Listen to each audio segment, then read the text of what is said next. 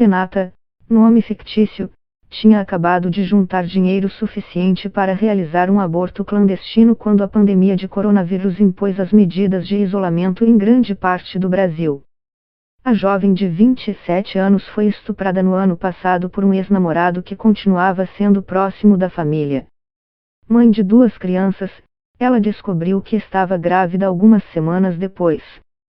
A única coisa de que eu tinha certeza era que não queria aquela criança. No Brasil, o aborto é permitido em casos de estupro, quando a vida da mãe está em risco ou quando o feto apresenta anencefalia, condição rara que impede o desenvolvimento de parte do cérebro e do crânio. Embora Renata tivesse direito ao aborto por lei, como muitas mulheres no Brasil, ela não conhecia totalmente seus direitos. Ela receava ter que denunciar o estupro à polícia para ter acesso a um aborto legal, o que acaba afastando muitas mulheres do procedimento. E ela temia retaliações do estuprador. Eu estava realmente preocupada com a segurança dos meus filhos, diz, ao explicar a decisão de economizar para fazer um aborto clandestino. Abortos clandestinos são arriscados, quando realizados sem uma boa supervisão médica, podem levar a complicações e colocar em risco a vida das mulheres. Se descobertas, elas também podem pegar até 4 anos de prisão. Mas Renata não sabia mais a quem recorrer e começou a economizar os R$3,7 mil que precisava para o procedimento clandestino. Um médico pegaria um voo no Rio de Janeiro, a mais de 900 quilômetros da casa de Renata em Minas Gerais, para realizar o procedimento. Mas, em seguida, a pandemia de Covid-19 paralisou o Brasil, fechando aeroportos, rodoviárias e centros de saúde. No fim de abril, Renata estava grávida de 23 semanas.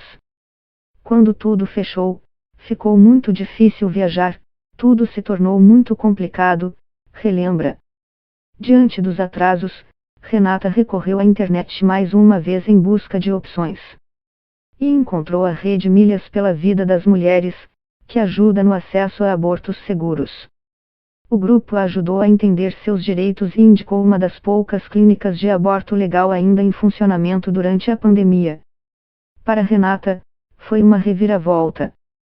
Eu ia arriscar minha vida e poderia não estar viva hoje, diz ela sobre o aborto clandestino que planejava fazer. Muitas mulheres brasileiras não tiveram a mesma sorte durante a pandemia. No início, a crise restringiu drasticamente o acesso ao aborto legal, já que muitas clínicas de aborto fecharam. Dados coletados por ativistas sugerem que, das 76 clínicas cadastradas que oferecem aborto legal em todo o Brasil, apenas 42 permaneceram abertas durante a pandemia. Uma delas é a Nuavidas, em Uberlândia, que atende vítimas de violência sexual. A pandemia se tornou uma desculpa para retirar direitos das mulheres, diz a obstetra Helena Paro, coordenadora da Nuavidas. Sandra Leite é coordenadora do Centro de Atendimento a Mulheres Vítimas de Violência do Hospital da Mulher do Recife, que também permaneceu aberto durante a pandemia. Segundo ela, a crise sanitária dificultou o acesso de mulheres vulneráveis ao atendimento médico. Durante a quarentena, as mulheres tiveram mais dificuldade de sair de casa para procurar ajuda, acrescenta Leite.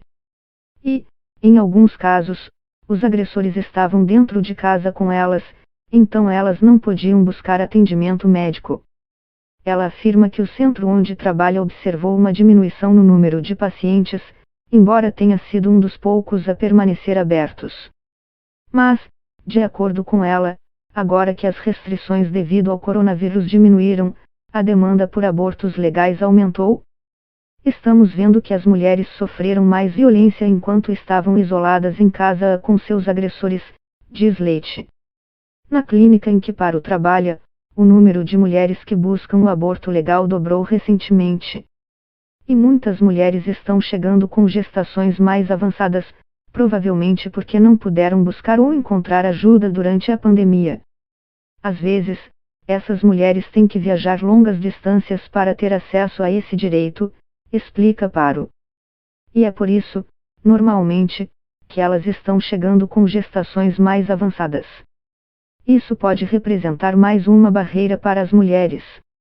Abortos após 22 semanas de gestação são controversos, e o Ministério da Saúde desaconselha, citando riscos elevados para a saúde da mãe.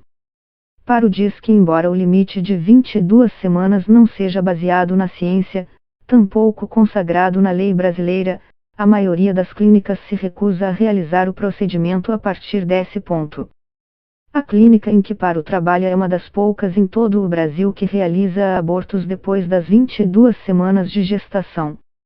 Ela classifica as 22 semanas como um limite arbitrário e argumenta que muitos médicos usam como desculpa para se recusar a fazer um aborto que eles já são contra.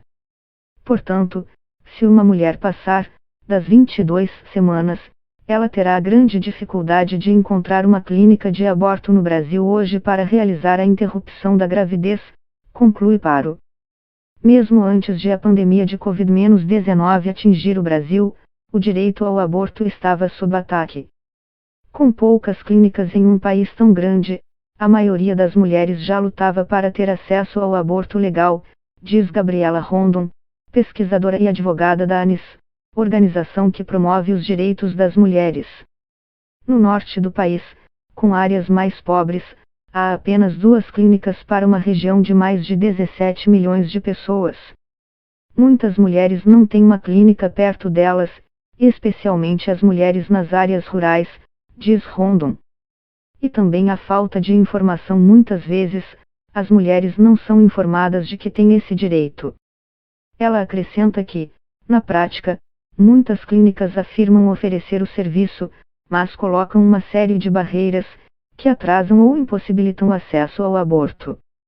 Quando as mulheres chegam a uma clínica que oferece abortos legais, geralmente são tratadas com hostilidade ou questionadas de forma agressiva. Algumas são rejeitadas por médicos que se recusam a fazer abortos por motivos de consciência.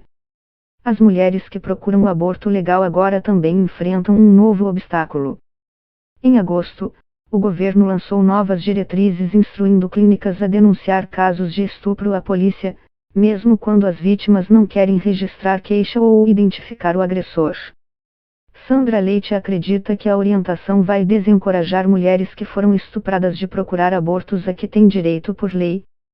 Todo esse trabalho que foi feito ao longo de anos, hoje estamos vendo desmoronar.